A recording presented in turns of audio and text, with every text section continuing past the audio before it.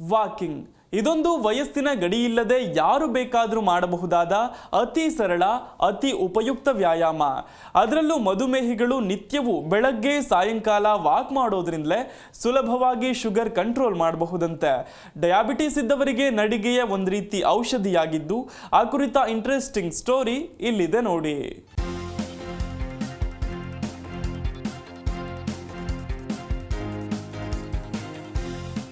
ಸರಳ ನಡಿಗೆಯಿಂದಲೇ sugar control ಸಾಧ್ಯ. ನಿತ್ಯವೂ ಒಂದಿಷ್ಟು ಸಮಯ ನಡೆದ್ರೆ ಅದರಿಂದ ದೇಹ ಆರೋಗ್ಯಕ್ಕೆ ತುಂಬಾ ಒಳ್ಳೆಯದು. ಅದರಲ್ಲೂ ಇದು ಕೆಲವೊಂದು ಅನಾರೋಗ್ಯದ ಅಪಾಯವನ್ನ ಕಡಿಮೆ ಮಾಡುತ್ತೆ. ಸರಳವಾಗಿ ನಡೆಯೋದಕ್ಕೆ ಯಾವುದೇ ವ್ಯಾಯಾಮ ಸಲಕರಣೆಗಳು ಕೂಡ ಬೇಕಾಗಿಲ್ಲವಾದ್ದರಿಂದ ಇದನ್ನ ಸುಲಭವಾಗಿ ಅಳವಡಿಸಿಕೊಳ್ಳಬಹುದು. ಯಾವುದೇ ವಯಸ್ಸಿನವರು ಕೂಡ ನಡೆಯೋದನ್ನ ವ್ಯಾಯಾಮವಾಗಿ ಪರಿಗಣಿಸಬಹುದು. ಇದರಿಂದ ಹೃದಯ ರಕ್ತನಾಳದ ಆರೋಗ್ಯ, ತೂಕ ನಿರ್ವಹಣೆ, ದೀರ್ಘಕಾಲಿಕ ಅನಾರೋಗ್ಯವಾಗಿರುವ ಹೃದಯದ ಕಾಯಿಲೆ ಮತ್ತು ಟೈಪ್ 2 ಮಧುಮೇಹ ಇತ್ಯಾದಿಗಳನ್ನ ಸುಧಾರಿಸಬಹುದು. ಮನಸ್ಸು ಕೂಡ ಉಲ್ಲಸಿತವಾಗಿ ಮಾನಸಿಕ ಆರೋಗ್ಯವೂ ಉತ್ತಮವಾಗುವುದು.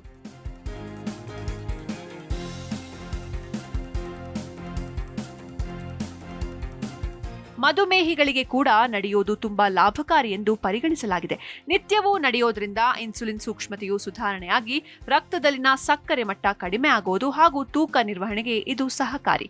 ಮಧುಮೇಹಿಗಳು ನಡೆಯೋದ್ರಿಂದ ಸಿಗುವ ಲಾಭಗಳು ಯಾವುದು ಎಂದು ನಾವೀಗ ತಿಳಿಯೋಣ. ರಕ್ತದಲ್ಲಿನ ಸಕ್ಕರೆ ಮಟ್ಟ ಸುಧಾರಣೆ. ನಡೆಯೋದ್ರಿಂದ ಇನ್ಸುಲಿನ್ ಸೂಕ್ಷ್ಮತೆಯು ಮತ್ತು ಸ್ನಾಯುಗಳಲ್ಲಿ ಗ್ಲೂಕೋಸ್ ಸ್ರವಿಸುವಿಕೆ ಹೆಚ್ಚಾಗಿ ಗ್ಲೈಸಮಿಕ್ ನಿಯಂತ್ರಣಕ್ಕೆ ಬಂದು ರಕ್ತದಲ್ಲಿನ ಸಕ್ಕರೆ ಮಟ್ಟವನ್ನು ನಿರ್ವಹಿಸಲು ಇದು ಸಹಕಾರಿ. ತೂಕ ನಿರ್ವಹಣೆ. ನಿಯಮಿತವಾಗಿ ನಡೆಯೋದ್ರಿಂದ ತೂಕ ಇಳಿಸಬಹುದು ಅಥವಾ ತೂಕ ನಿರ್ವಹಣೆಗೆ ಸಹಕಾರಿ. ನಡೆಯೋದ್ರಿಂದ ಕ್ಯಾಲೋರಿ ದಹಿಸುವುದು ಮತ್ತು ಇದು ಆರೋಗ್ಯಕಾರಿ ತೂಕ ನಿರ್ವಹಣೆಗೆ ಸಹಕಾರಿ. ಮಧುಮೇಹಿಗಳಲ್ಲಿ ಬೊಜ್ಜಿಗೆ ಸಂಬಂಧಿಸಿದ ಸಮಸ್ಯೆಗಳಿದ್ರೆ ಅದು ದೂರಾಗುತ್ತೆ. ಹೃದಯ ರಕ್ತನಾಳದ ಆರೋಗ್ಯ. ನಡೆಯೋದ್ರಿಂದ ಹೃದಯ ರಕ್ತನಾಳದ ವ್ಯಾಯಾಮವಾಗಿದ್ದು ಇದು ಹೃದಯವನ್ನ ಬಲಪಡಿಸಿ ರಕ್ತ ಸಂಚಾರವನ್ನ ಸುಧಾರಣೆ ಮಾಡುತ್ತೆ. ಹೃದಯಾಘಾತ ಮತ್ತು ಪಾರ್ಶ್ವವಾಯುವಿನಂತಹ ಸಮಸ್ಯೆಯನ್ನ ದೂರಬಿಡಲು ಇದು ಸಹಕಾರಿ. ಮಧುಮೇಹಿಗಳಲ್ಲಿ ಹೃದಯದ ಸಮಸ್ಯೆಗಳು ಹೆಚ್ಚಾಗಿ ಕಂಡುಬರುತ್ತೆ. ಹೀಗಾಗಿ ನಡೆಯೋದು ಅವರಿಗೆ ಲಾಭಕಾರಿಯಾಗಿರಲಿದೆ.